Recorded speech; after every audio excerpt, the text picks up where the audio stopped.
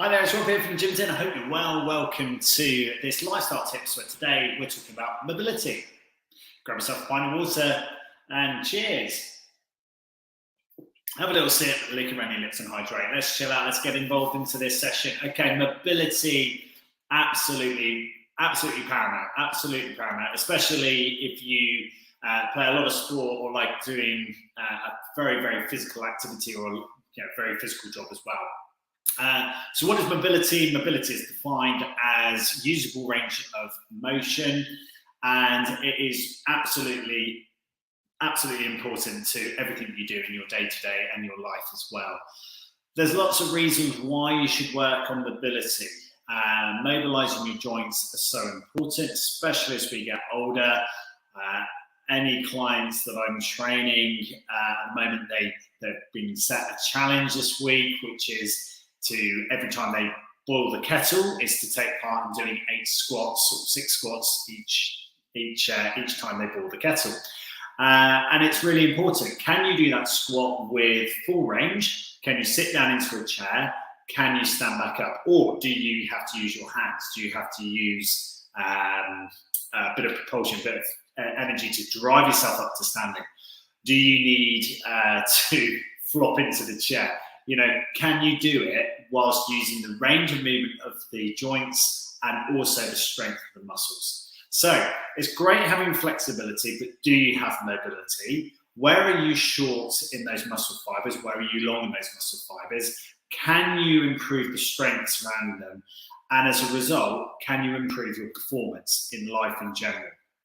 There's lots of reasons why we should work on mobility. It's one of my set classes, part of the programs I teach. And it's also part of what I always enforce to people as part of their recovery following sports massage and rehabilitation work.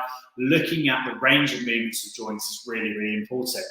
I'm very much a guy who, when we're looking at angle movement, maybe abduction at the hip joint, what's the range of motion at the start of it? Where does it get to?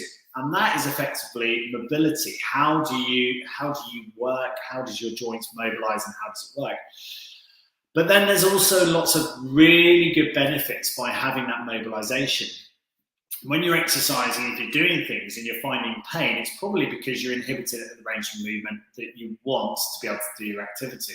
And if you're receiving that pain, then you need to work on lengthening short muscle groups and improving the strength and versatility of the longer muscle groups. Okay, so you've got an imbalance. And sorting out these imbalances is brilliant when it comes to mobilizing. When you're doing mobility exercises, it could be that you're doing a circumflexion of your leg and pointing your toe. That leg's pointing out nice and wide, the toes pointing out wide, and you're creating a nice big circle. But can you keep it equal? Can you keep it round in the right way? Or do you find that one side is shorter and one side is longer? And as a result, if you can find these imbalances, you can find ways of improving your day-to-day, reducing the amount of pain, and improving your performance. There's also lots of other benefits from it as well. At the end of any form of exercise, it really is recommended to stretch and to cool down appropriately, mobilize your joints properly as well. So if you're doing a lot of HIIT training, for example, a lot of strength training as well, make sure that you're taking adequate time to stretch and lengthen those muscle groups. So personal training with me, for example, we'll do a lot of time looking at, working at HIIT, strength training, using the kit I've got. But it's also about what do we do to help stretch and mobilize you afterwards. And that's where good sports massage therapy can really, really help you. Because stretching allows the body to cool down. It helps the heart rate to return back to a normal rate. Your body doesn't just release hormones to speed up your heart rate for you to train and to exercise. Your body also releases hormones to bring that back down as well. And not a lot of people work on that side of their training. And so as a result, they end up with a massive amount of cortisol, massive amount of stress, loads of really good testosterone release, for example. Really good stuff. But then what are you doing to come back down off that high? And how do you improve yourself as a result? It helps to break down that feeling of lactic acid as well. And as the muscles have worked, you've built up byproducts as well. We need to try and release that out so our recovery is quicker, so we can get on to the next part of our life, so we can get back into the next exercise and the next training, so we can become fitter and stronger each time as well. So really, really work hard on mobility, stretching, massage, recovery baths like magnesium salt baths, etc., because all of that is going to help release your DOMS effect. And DOMS is delayed onset muscle soreness. So after you've done your exercise, how long it takes for that onset of soreness to be generated, because your body's trying to repair, heal, hypertrophy, rebuild the muscle, strength and dexterity. So mobilizing is brilliant for improving your circulation, improving your recovery. It will also increase your energy levels, because your body can then, it's using the muscles in the right length and the right dexterity. Your body's got better proprioception and balance as well. It's got better energy as a result. And as a result, you'll release better endorphins into your body. You'll feel better about yourself. You'll have a better feeling of dopamine as well. All these good feel factors that help your training sessions to feel great.